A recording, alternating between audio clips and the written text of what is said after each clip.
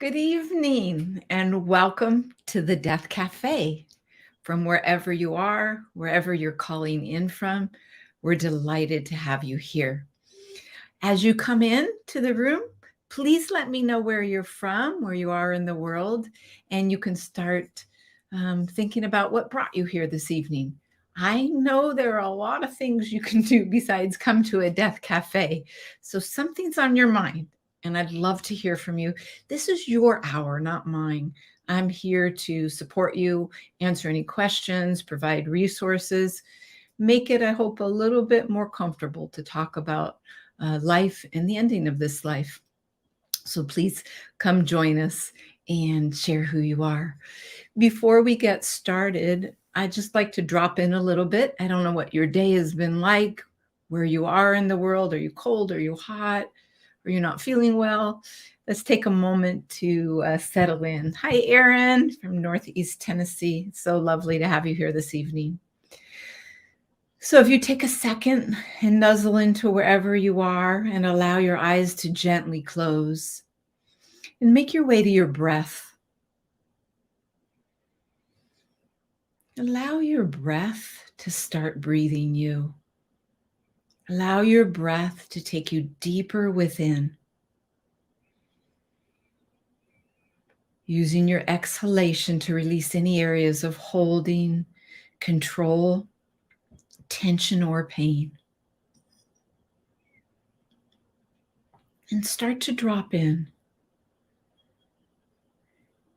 making your way to that deep, still, quiet place that's always available to us. That place of wisdom, that place that we connect with divine energy, that place of love. And allow that love to fill every cell of your being.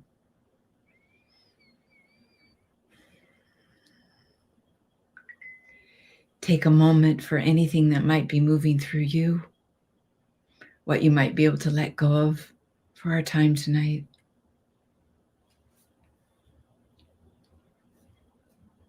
And I set out this metta prayer of love to all beings.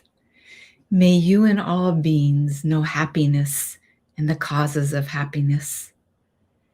May you and all beings be free from harm and the causes of harm. May you and all beings feel loved and know that you are loved.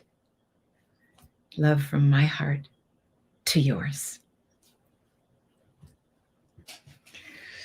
Well, welcome to the Death Cafe. When you come sign in, send us a little chat. Let us know where you are in the country. You usually have people from all over the world checking in. Hi, Lisa from Long Beach. Nice to have you here. Hi, Janet from Toronto. Oh, we got Canada in the room. Lovely to have you here. I want to spend just a moment introducing myself and telling you a little bit about the Death Cafe, just in case it's your first time at the Death Cafe. My name is Dr. Andrea Dearhart, Dr. Dearhart, Andrea, whatever you're moved to call me, I accept.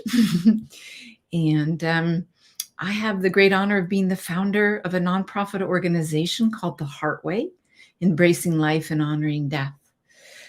Our vision and our kind of mission of the Heart Way is to provide services, end-of-life services, counseling and advocacy, and end-of-life care and ministry to those that are dying and their loved ones, as well as provide education to those wanting to work in the field of end-of-life, as well as educating families. And the Death Cafe, I was so excited to do 8 years ago now, because it really aligned what I thought was important, and that was to create a healthy, gentle conversation around death, dying, and beyond, but a safe place. The Death Cafe has been part of a movement as well as individual gatherings like we're having tonight since 2004, where the Cafe Mortel began by a gentleman in Switzerland. His name was Bernard Kreitz. And then a British web designer, John Underwood, in 2004, decided to open a cafe in London in September of 2011. And since then, ready? There's 13,689 cafes around the world in 81 countries. So we're part of that. And I've had the honor of leading cafes since 2014. You know, the cafes are meant to be a safe place, an open place, nonprofit, no charge for these gatherings, an atmosphere of inclusivity, of sharing, discussion. There's no course of action or any dogma being shared here. It's just a place for you to share. I've had the experience for 35 years of supporting and loving people at the end of life. So I facilitate in the way just to share any resources that I have and share my personal experiences, as I'm hoping to hear yours as well. If we were in person, which I've done for many years, I'd serve you a cup of tea and a piece of chocolate or something. So get yourself something sweet to sip and bring by your side. And I want to share just a couple other things about the cafe for your information. You know, it's really about increasing awareness and creating a view to help people make the most out of our finite life. We only live this embodiment once that we know of, and we want to make the most of it. Honoring death helps us make the most of it. Life inspires death, and death inspires life. Okay. This isn't a grief group. This isn't a lecture or an educational session, although I always leave learning a lot. No promotions will be shared during the event, but it's a place for you to share your heart and what's on your mind. So we won't be counseling or anything, just offering supportive information and hopefully love and compassion. So I asked you, what's on your mind? What would be helpful for you tonight to hear or discuss? What brought you here out of all the things? So let me check in with you. Wow, we've got a lot of people checking in. I love it. Oh, Carolyn from Australia, welcome. Ashley from Massachusetts. Sean from Arizona, lovely to have you here. Oh, wow. And Emily from Yuba, lovely in California. You're not far from me, Emily. Hello. So lovely. So now's your time. And we got another person from Brisbane. Judith, lovely to have you here. Thanks for being here from down under. So what brought you here tonight? Now's the time for you to chat, to put something in the chat box, question, a concern, a thought, or an image, and we'll talk about it and process it. This is what really makes the Death Cafe so exciting to me, because it's really about what's on your mind. And I'm particularly interested in what brought you to a Death Cafe. There's a lot of things you could be doing this evening or morning, depending on where you are in the country. So what are you curious about? I know for me, as you're gathering your thoughts, why I started the Death Cafe was because I wanted to have a place for us to gather. I mean, I don't know about you, but are you talking about death at your kitchen table? Well, if you're in my house, you are, unfortunately or fortunately.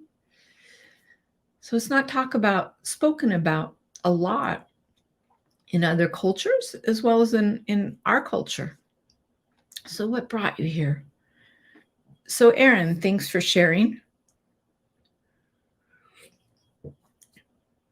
So you're feeling, Erin is here to connect with other human beings. Well, I'm so glad you're here, Erin. And I hope you feel the connection, and I hope you feel loved, and we're wrapping our arms around you. And that's my greatest hope, that you feel that tonight. Ashley, thanks for asking a question. Could you offer some advice on how to best support my grandmother with terminal cancer? She has declined rapidly and really become reclusive. I want to be of service, but she seems to turn me down every time I offer to help. I'm afraid she will turn to me for support at the last minute, and I won't have the tools to help. My heart's with you, Ashley, in your grandma as you navigate these territories. And you know, we all approach our death differently, and then we have some parallel processes. And one of the things over the 35 years of serving those at the end of life, I know that there's moments in our journey where we pull away and we pull in from our loved ones. My experience of that is we're pulling in to listen, to feel, and to gain understanding. Often, when we're diagnosed with a terminal illness or going through the process of a terminal illness that will lead to our death, the rug was kind of pulled out from underneath us. And what I mean by that is we're searching for new meaning, we're searching for new identity. Who am I now that I'm dying? I don't feel like myself. Some may be in a lot of pain. Some may look in the mirror and see themselves completely different. So the conscious ego mind is searching, who am I now? For some, that's really scary, and it's natural to draw in. So I wanted to share that with you, Ashley, so you maybe could understand that that might be a natural process for your grandma right now, not necessarily pushing you away. A couple other thoughts come up with grandma as well, especially grandma energy. Grandmas want to protect their grandchildren. And sometimes they pull away to protect you from hurting you and for your harm and witnessing her journey and her journey into death, which is really about losing things, really about letting go, and a whole bunch more. There's a lot that gets birthed in our dying process. We often think of it as just losing. But when we're dying, we're born into a new wisdom. We tap into different layers of consciousness and see and experience the world around us so differently. So here's a couple tools. I know sometimes it's nice to have some concrete things, Ashley. May I share one for you? And I've shared this often, but it's my go-to in my personal life as well. Write your grandma a letter.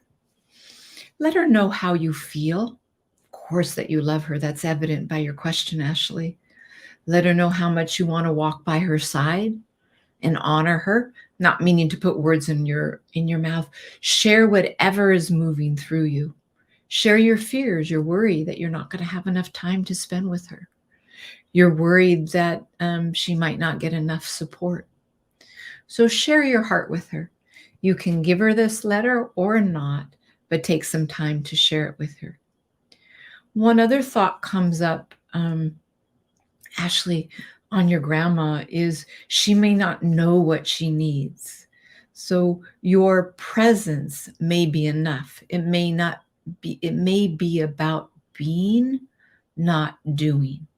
And in your persona of being, you'll pick up a lot of amazing knowledge from your grandma of what she's going through.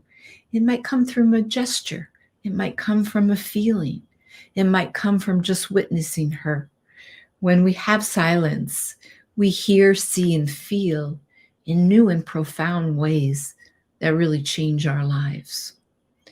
So I hope that's helpful. Ashley, if you need more support, don't hesitate to reach out.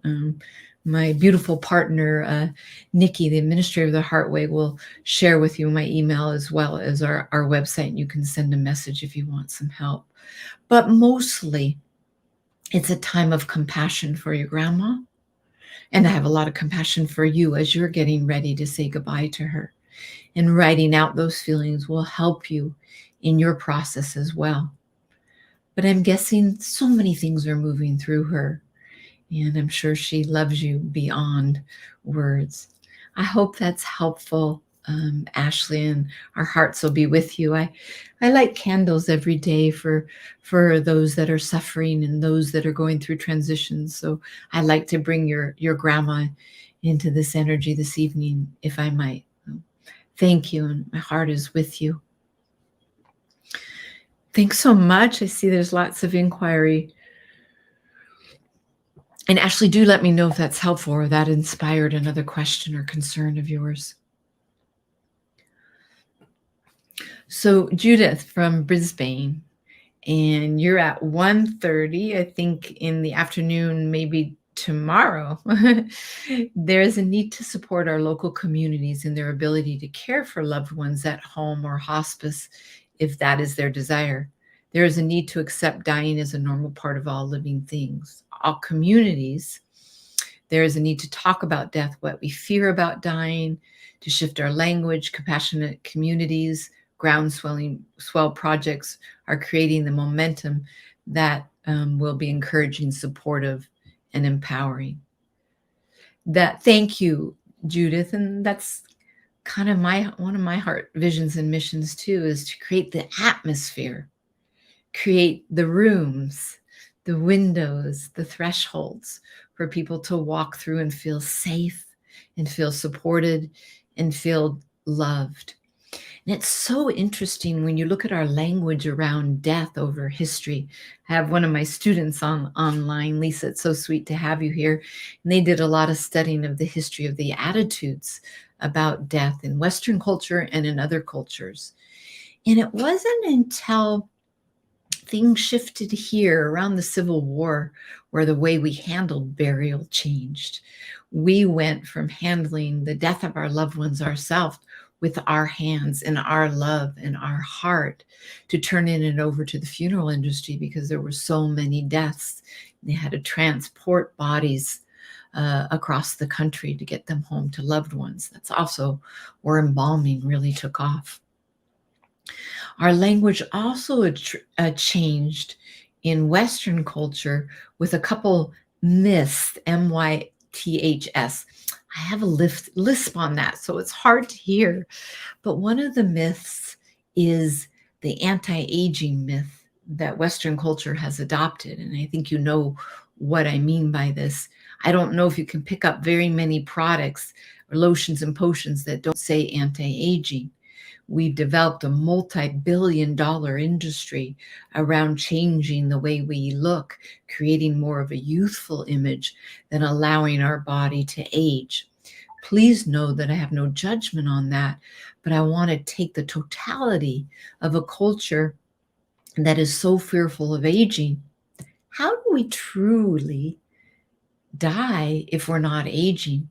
How do we truly accept the changes in nature and within ourselves if we're covering up the natural occurrences of our demise, if you will? I think it's very hard to do that psycho-spiritually when we're not willing to look death in its face. So part of changing the language is taking that look and looking in the mirror, is finding safe environments. And I sure hope the Death Cafe is one of them. The Heartway, hopefully, if you get a chance to check our website out, is another place to offer support and love and resources to help you, not me, create your ideology around death. I actually always say, I don't have an ideology of death, because I'm serving so many people from different religions, different backgrounds, different cultures. I want to be a platform, an inspiration, maybe, if I could be so lucky as to be an inspiration for them to look, and for you to look inside. What are your fears? How do you want to die? How do you want to be held in death? It really is an inside job, as I say. And starting to have the platforms for these conversations will hopefully help you. One last comment on that, if I might, is I want you to know there's no good death or bad death. It's death. And I wish for graceful death. I wish for someone to die in the manner and the means and the way they wish. There is absolutely no right and wrong way to die. It's one of the blessings that we have in this life when we were granted free will.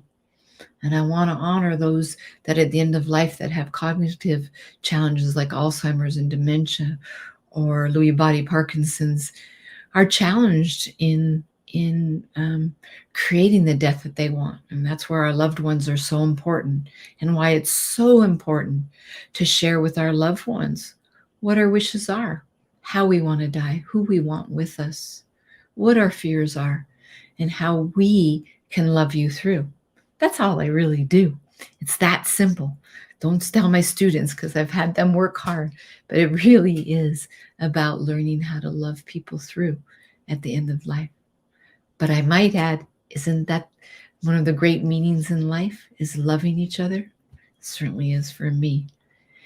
Thanks, Judith, for inspiring that. I'm wondering if it inspired any thoughts in others as well.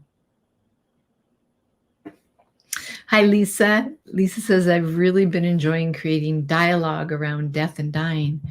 People have been very receptive to it and almost hungry, it seems. That's interesting. Thank you for sharing that, Lisa. Excuse me.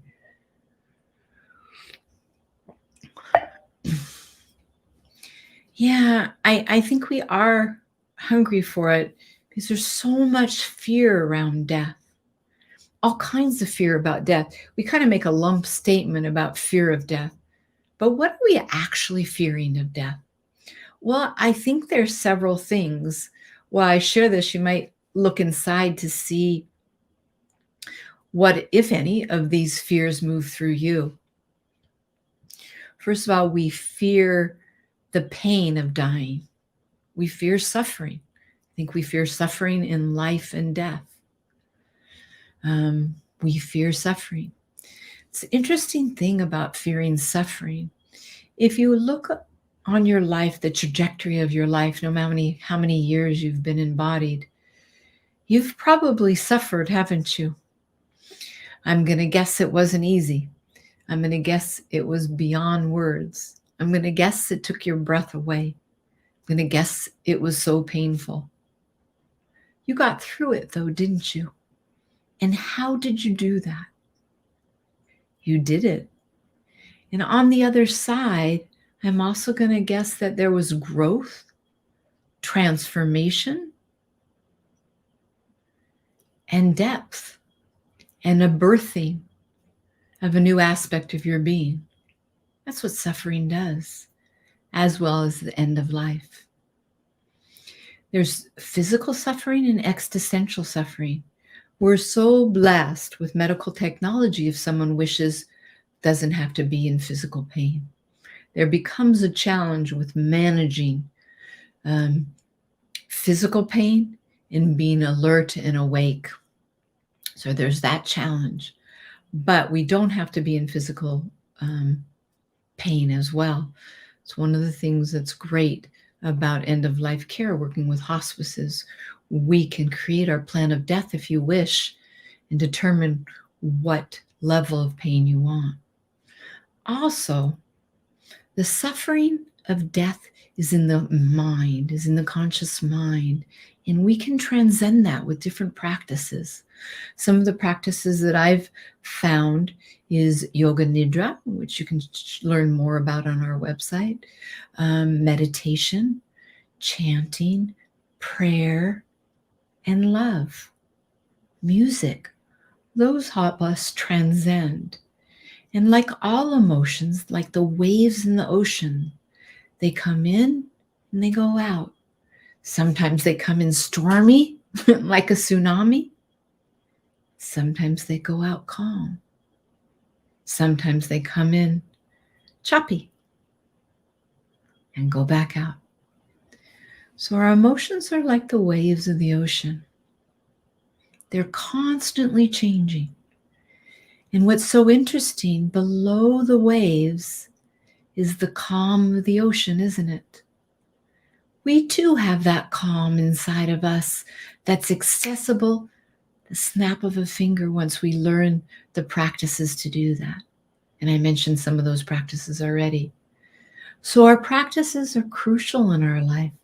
How we transcend our stress, how we go back to that center where we started that this evening, finding that place of peace and serenity that is always still below the ocean, in the ocean floor. Soft, gentle movement. And we can find that too. So we have that ability with suffering. If you think about the times you're suffering, you made it through. No, it wasn't easy. But those are the places where we truly, truly go. Some of us are afraid of leaving our loved ones behind. Yeah, we are. We're afraid of saying goodbye. We're afraid of not watching our children grow up. We're afraid of what we're going to miss out on. And we will when we die. There's no way of transcending that. However, there are ways of finding completion for ourselves and finding peace with it. And that would be by creating legacy work. I have a beautiful client that's fairly young and has young children. We've set up a process of her keeping journals for her children and writing her momisms in there so that after she dies, they'll have a little extra piece of her to remember, to rely on. And then she had a voice of all the things she would wish to share with her children, but maybe timing wasn't right. That's called legacy, ways we live on. And we live on within the heart and souls of our loved ones. Okay? Death is the great adventure, whatever that next means. Some of us are afraid of death itself, of what comes after. Some of us have a spiritual and religious conviction and belief, and that brings us comfort and support. And that's beautiful. Some don't, and that agitates often some fear. You can work within the fear to accepting and honoring this life that we've been given. And this life we've been given will end. Doesn't that inspire us to do the most that we can? Death isn't easy and it's messy. It also has some amazing, beautiful things in it as well. Things beyond words. But it's hard. It's very hard for the body to die.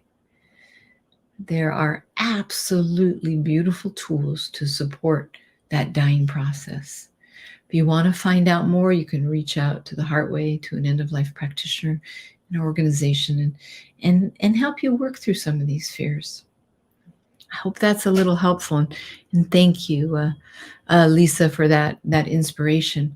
And I think we are hungry to talk about it because I don't know how many people want to truly talk about it, want to truly hear your fears, truly hold you in your fears, and help us find a place of acceptance and honor with it. You know, we have the Death Beautiful kind of campaign as well as death is beautiful, death is lovely. And it is that. And it's a whole bunch of other things too.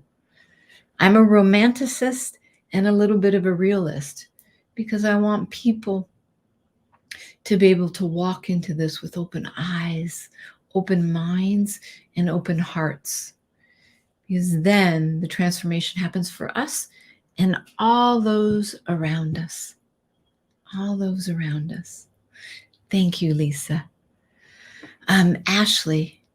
Oh, wonderful. You start to look into being a death doula and end-of-life care practitioner a couple years ago.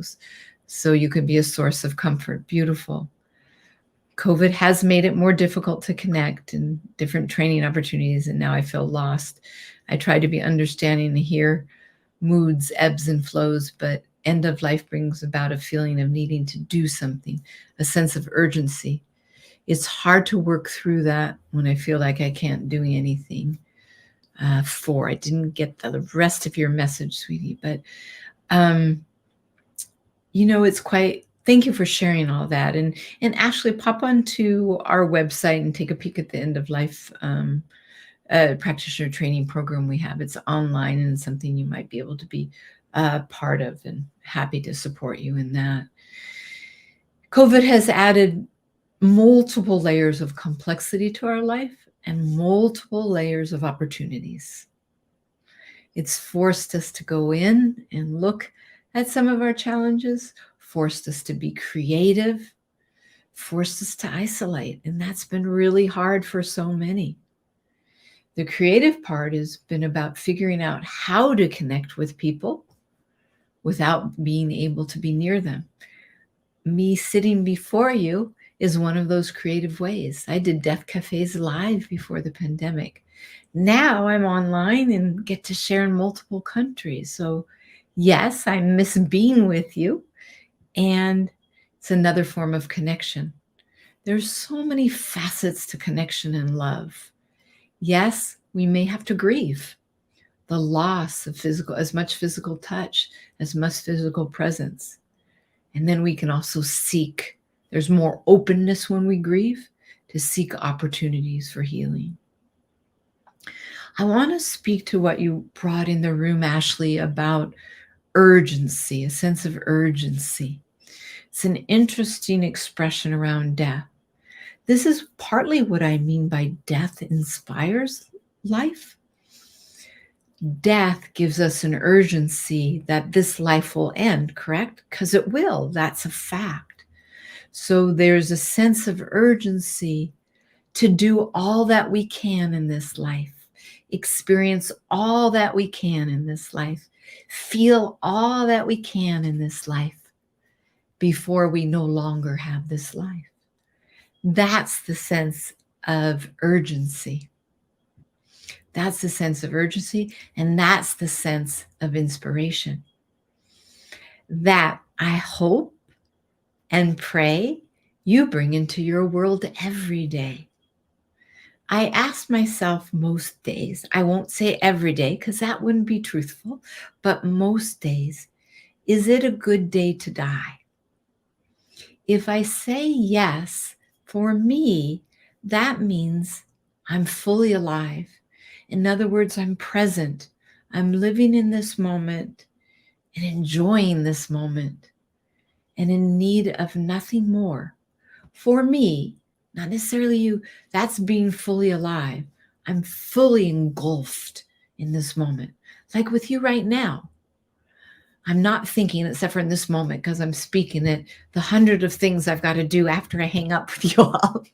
I'm here with you, looking into the camera, imagining your faces, trying to share my heart and support you.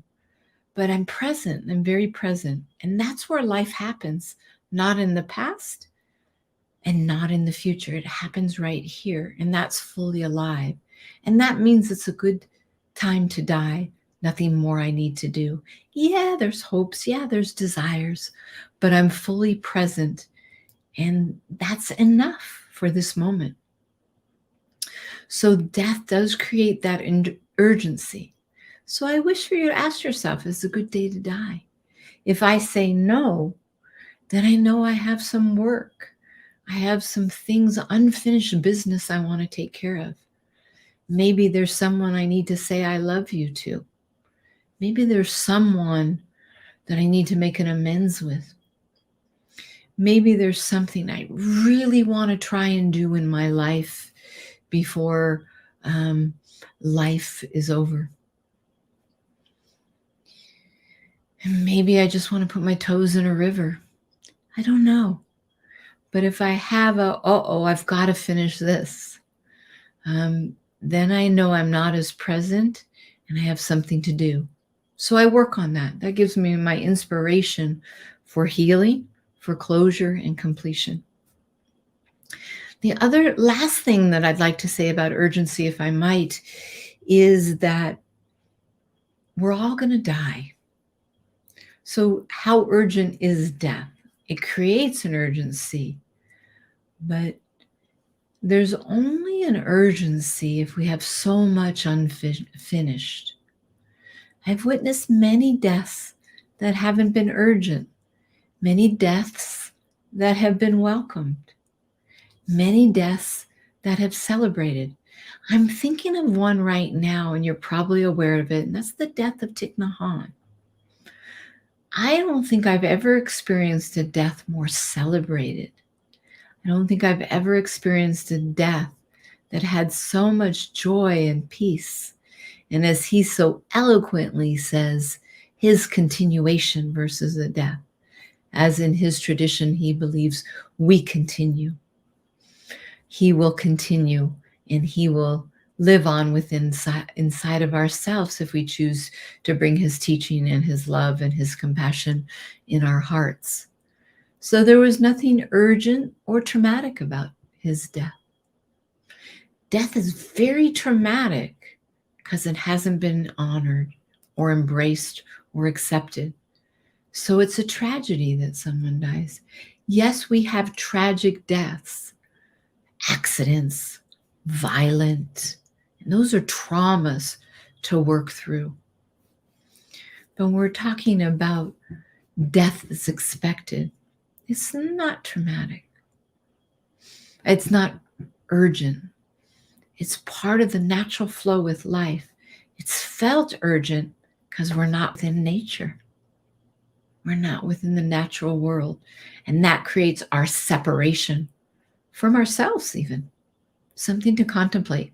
Any thoughts on what I shared? That was quite a mouthful. Yeah. Well, sweet connection, Lisa and Ashley. Any thoughts on what I just shared or any other questions? These are big topics to contemplate and inspire other thoughts. One of the things, the aspects of my work as an end-of-life practitioner that does every day is just this. It inspires me to keep a check on my life. It inspires me to check in often to make sure I'm living my best self, whatever that is. To explore and learn how I can be more enlivened. I like that word. More alive.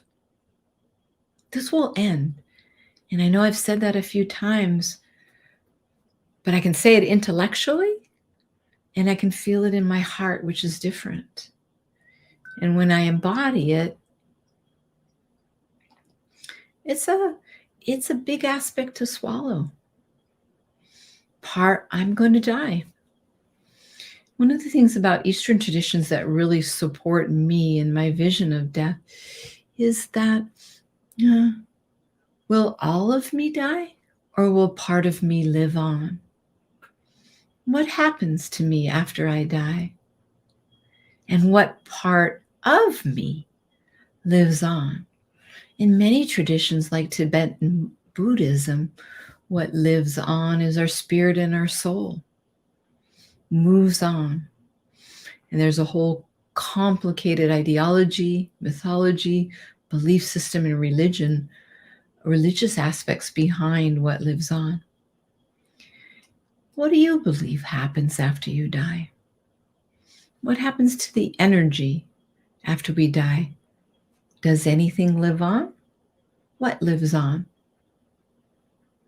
And what aspects of you die? Food for thought for our hearts and souls. Aaron, what a lovely state of being to be able to live knowing you're ready to die at any time. I don't mean to be flippant about dying or trying to hasten the day. I mean living in a state of peace and having life and relationships in order. I love that. Thank you, Aaron. Thanks for sharing that. Yeah, and it is a lovely state of being. And I do want to not idealize that because that state of being is fluid like everything else. But if that is a core that we can create, a center, a stability, a place where we go to ground ourselves, that's beautiful. As you know, life is so full of so many emotions, so many experiences that are tumultuous, difficult, breathtaking, exquisite. That's called the human experience, isn't it? It's also the challenge of being a human, having these experiences, building this life, building a family, a career, a home, and knowing one day it'll all be gone. How do we do that? How do you balance that dichotomy, that experience of this living? Well, I think it's hard. And the way that I know how to do that is to keep practicing and finding my core, my center, my love. Sometimes that's done through tears. Sometimes that's done through love letters. Sometimes that's done walking on this earth. Meditation, yoga nidra, prayer, finding that divine essence inside of me that inspires something greater than me.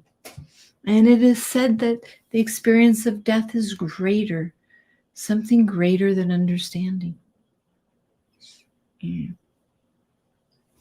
So I wish that for all beings is to connect regularly in that place of peace, that place of love, that place, by the way, where we all meet at. That's where we meet. That's where humanity is. We also meet in our vulnerability. It's kind of amazing if you think about it. Every human being, every being, because animals too, birds and insects, experience the same thing. We all will die. That's a place where we meet together. That's a place that can cut through differences. We all will die. And we all have this life. What we do or choose to do with this life is different. So the contemplation of death inspires our meaning in life as well. What brings you meaning in your life? And are you engaging in that meaning in your life? It's not money. It's not success. Those are lovely. And they add grace in life too. From the thousands of people that I've had the complete honor and privilege, always gets my heart, of being with at the end of life, love is what brought meaning to their life. They weren't too worried about what car they didn't get, what trip they didn't get, what job they didn't get.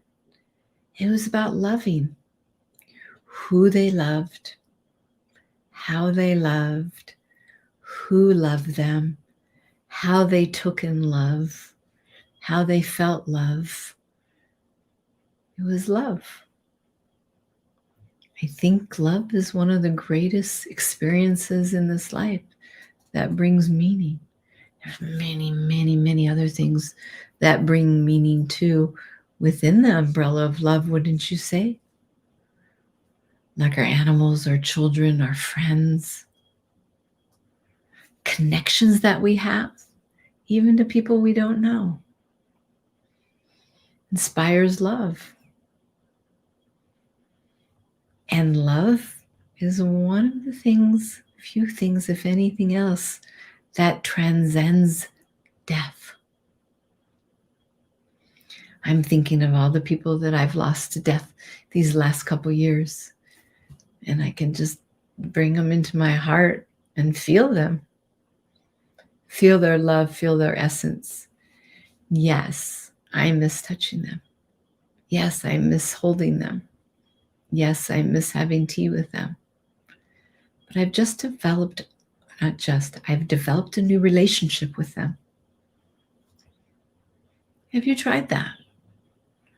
Have you developed a new relationship with those that you've lost to death in your life? And what's that relationship like? I remember a client many years ago sharing this with me about her husband, that she missed all the things I kind of shared with you, the companionship and being present. But she said, he's not gone per se. I developed a new relationship with him. And that's satisfying. And I take him with me in my life. And that brought her peace and connection and meaning to life. Yeah. We have a lot of opportunities in this life to honor death and use it as an incredible inspiration in our life. We truly don't know if tomorrow will be our last day, or tonight, months or years. Some of us that have been diagnosed with different diseases, we have our pages numbered a little bit more, and that helps us know that the end is real. For most of us, it's hard to imagine death. The mind can't imagine its annihilation. Death is understood in the heart and the soul, the language that speaks beyond words. I've been writing for a couple decades on death and dying, and I still have not come up with the words to define it. That keeps driving me to my heart and soul to find the peace with it. Yeah. Oh, I sure hope our discussion tonight continues to support you and takes you, as I say, down the rabbit hole for further contemplation, and reminding you to reach out for the love and support as you need. I see we just have a few minutes left, so I want to check in to see if there's anything that was inspired this evening on your mind that you want to share, or question, or anything else that got invoked from our conversation tonight that I might be present to with you.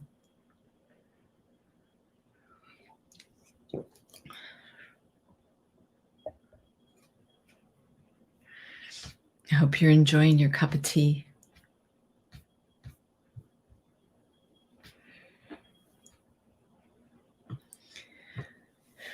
You know, I was thinking, I was inspired with something as I was hearing your comments and your questions, and thinking about being present to death with clients. On the website, if you get a moment, on theheartway.org, I have some love letters, and they're really poetry, prose, if you will, that I wrote for several clients as I was sitting with them at the end of life. And again, humbly, humbly, I don't quite have the words for it, but the proses really speak to the otherworldliness of being present to death, and the conundrum and collision of emotions that are present. And I phrase it in that language to not leave you with the feeling of terror or complete beauty. It's got all of the emotions at once. You know, those moments where you're laughing so hard you cry, where those emotions come together like bittersweetness? That's a lot of the experience at the end of life. And what I find so helpful personally and professionally is being present with death, touching death, sitting by its side, loving someone that's nearing the end of life, helps us develop this meaning that we were speaking of this evening about death. And there's lots of ways of doing that. And I want to share briefly, if you're not aware of what an in-home funeral is. And I'm wondering if you knew that it's perfectly legal, at least in the United States, and I believe it is in Canada, and I imagine in Australia, but you can help me out here, my friends from down under, that you can care for your loved ones after they have died and prepare them for burial. Sometimes it's called a personal funeral, a home death care, or an in-home funeral. I'll express the ways and the processes of keeping a loved one at home after they die, the last few hours after they die, or a few days after they die, rather than quickly handing them over to the funeral industry. It's perfectly legal in the United States. And during this time, when you have a loved one at home, it's a time for sitting by their sides, vigil. It's a time for prayer. It's a time for love. It's also a time to care for their body, to bathe them, to oil them, just as we came into life. As an end of life practitioner, I'm also a death doula. And I love that phrase, death doula, because many of you are aware of a birth doula. And a doula is simply someone that loves and companions and serves and supports the process of birthing. And a death doula is the process of dying. Okay. And that's what having an in-home funeral is, or loving someone after they died at home. It's really loving them. And when we're born, we're bathed, sometimes oiled and lotioned, wrapped in a swath, and loved. And we can do the same thing at the end of life. And this experience of loving somebody through in this way is transformational. It helps us a little bit with our denial of not being of death. When you touch death, literal death, there's a somatic experience to it that resonates through the mind, body, and spirit, and helps us come into the reality of what death is. It's also a beautiful way of honoring the body of someone we loved and knew that served them for X amount of years in this world. So not only is it honoring the spirit, is it important to honor the spirit and the soul and the heart, the body is a sacred vessel as well. And there's many, many ways to do this. And end-of-life practitioners and doulas are trained sometimes to create end-of-life ceremonies and rituals and help you care for someone at home. So don't hesitate to reach out and offer some support. But I want you to know about these options just in case they speak to you. And if they're scary, there's the support for you to help you through. It is absolutely a beautiful experience. I've had the honor of creating dozens of these ceremonies. And I remember doing these ceremonies for my sister that died. And she was my little sister, so I cared for her the beginning of her life. And it was just another way of loving her. It was so sacred and so precious. Yeah. And I don't know, not very many people are aware of this. So I think it's a beautiful practice. If it speaks to you, you can gather more information. I hear you, Erin, wishing to have an in-home funeral for Corinne, your daughter. Beautiful. And yeah, we quickly whisk the bodies away, so there's often not much time. But you knowing this, you can ask for more time from hospices. You can ask the hospital to give you some time and a basin of soap and water and some lotion, so you can have the time. But first we have to have the awareness that this exists, so you can create this atmosphere for your loved one as well. And I love that expression, Erin. It is a final kindness. And if you haven't had the time to do this, or the awareness, or the ability, or the space, it's okay. You have a multitude of ways of honoring those that have died. And all these really are rituals. And rituals transport us to the sacred. And the sacred is the places where we get in touch with our divinity within ourselves, and the place and space where we drop in below the mind to that mystical, magical place that speaks in symbols and image and soul and heart. So rituals are critical. And we can talk more about rituals in another Death Cafe. And I do believe there's an article or two on the website as well if you need.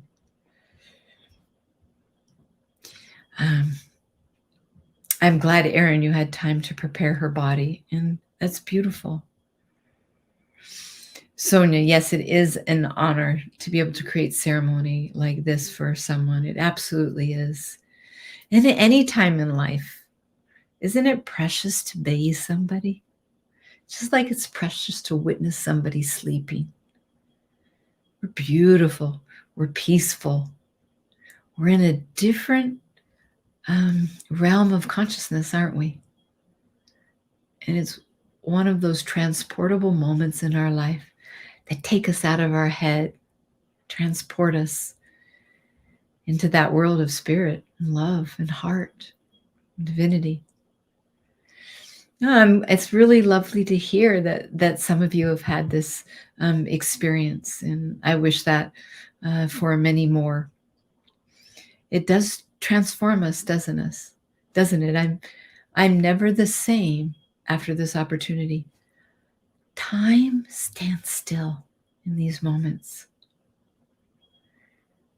We're outside of time and space. And that's how we know we've been transported. That's how we know we've accessed a different layer of consciousness. We have these moments all the time. They're fleeting. But honoring death in some of the ways we've spoken of tonight really, really transport us into the place where we're alive, where the space where spirit and soul speaks, where we connect to beyond. And I wish that for you and all beings. We're just coming at the end of our time. I want to give you one last chance to check in. And I want to thank you so much for being here tonight. I hope that this evening has touched your heart and your soul and eased your mind a little bit. You've got this. Death is a natural part of this life. And may I encourage you, when you close this evening, to make the most of your finite life. Live your true self. Connect with your true nature. The way we connect with our true nature is in the silent moments in our life. Okay. Thank you so much for being here. May you feel loved. May you feel supported. May you be you. With love from my heart to yours. Namaste.